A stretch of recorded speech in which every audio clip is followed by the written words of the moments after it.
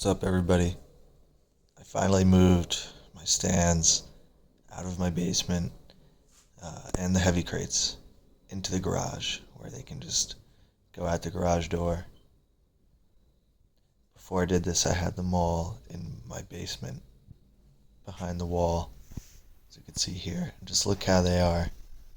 So stuck back there, and I'd have to close the legs, get the stands out behind the door, then up a flight of stairs, out another door. But today I wanted to use the GODOX LifeFlow kit again, paired with the 720B, to make some sunlight outside. So, if you haven't heard, the LiteFlow kits are all 50% off right now, and I've got my 50 centimeter kit I just purchased, and they're already all on back order, so whatever. So, for sunlight, probably just going to go grab the number 1. Anyway, let me bust out the 720B. Put it in backwards, whatever. Okay, throw on the FL20G, and everything is set. Now let me just throw in the LiteFlow. So quick reminder, these don't come with any rigging hardware. I have 2. Here's the baby pin receiver, and here's one that goes into a knuckle.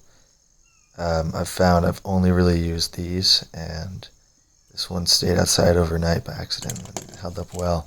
Also, there's nowhere to put these tiny rigging hardware bits, so I'd recommend something like I did, which is to get the smallest little tool bag you can in a carabiner and keep them together. And here's how they go together. It's kind of like a NATO rail system. Same way coming off. Alright, so I've raised the number 1 up into the sky. Looks nice. And let me open up the doors, strike this, spot it up. Just trying to get the center of the beam into the reflector, and there we go. But on the first try, I've missed the window and hit the house. You can see how it competes here with real daylight in the back. Just have to reposition it. So doing it by yourself, that's something to note. You might have to do a few trial and errors to get it in the right spot. It may take some time. Okay, I've decided to push the stand back further and raise it up higher. Here you could see that.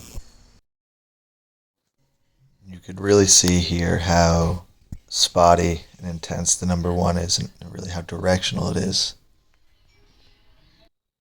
And look how great those highlights look.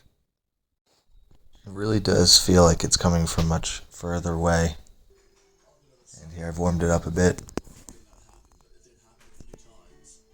Take a look again at those highlights on the couch. Here's my dad sitting in to see how it plays. The size of the beam is barely larger than the reflector itself. And there's about 30 feet from the light to the reflector and 15 from the reflector to the window. The exposure really just doesn't change from one side of the room to the other, and it's pretty evident to the eye. Super quick test here. Look how those lines are parallel. Okay, it's starting to get a bit darker, so what I did here was get the 720B as close to my house as possible, get the reflector as far back as I could in my backyard. Okay, so here's the effect. Of course, you can probably do a better job at making it look better. I just wanted to throw it for demonstration. So quickly, it basically just became nighttime, and I'm here. It's a similar setup. The reflector, number 1, all the way in the back, and it's just so impressive how tight that beam angle is. It's still maybe 2 feet diameter. And this time it's the 60 watt boy who's doing it. Look how spotty and intense that is from like 80 feet away. And look how good that moonlight looks. It's crazy how intense this is given the space between the light and the reflector and the space between me and the reflector. Here I'm just turning the house lights back on and turn them off, so you can see what the effect is. Again, this is just the 60C, and this is only the 36-degree lens too. I actually just ordered the 19. You can see here the 19-degree has more than double the output than 36, and I've found myself just cutting down on the cutters pretty much every time, especially when I use them with the reflectors. There's no need to have a 36-degree beam. In fact, you might want the 10-degree beam, which I've been seriously considering, unless I'm lighting up a backdrop and I need more space and a bigger beam, like in this situation.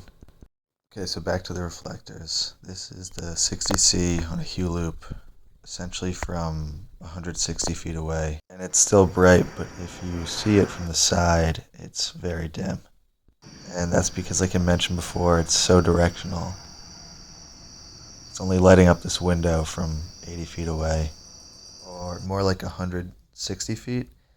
I'm pretty sure if you are watching this video or you know about these reflectors, then you know at least the application the inverse square law has on the impact of lighting. So I'll just leave it at that. But considering that, it's just, again, it's really impressive how directional and intense the beam off this number 1 is. Okay, so I just got a quick shot of my friend here. Again, so this was bright, but of course, you know, that's to the eye, and you'll need more light when you film for the most part. And somebody brought this to my attention, like I mentioned at the beginning of the video. All the LiteFlow kits are literally half off. If you are curious, I think it's a good time to go into them. I was curious before, and I paid this price for the 10-inch kit, the 25 centimeter. And like I mentioned in my other videos, I haven't really used these as a key at all. And I haven't tried to use them as a soft source because they're not. They're still 10 inches, you know. There's no getting around that part. Plus, I would traditionally still use just like a large 6x frame or something, even if I had the 20-inch ones. For that reason, I really didn't see a need for the 20-inch ones, but now that they're half off, and I couldn't help but think of comparing this to something like an Amaran F22C or just some 2x light mat kind of fixture. And just knowing how those are a decent key and that size in a pinch will work.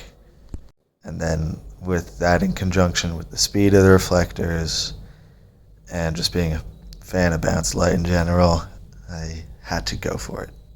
Even this giant one is fucking half off. It's crazy.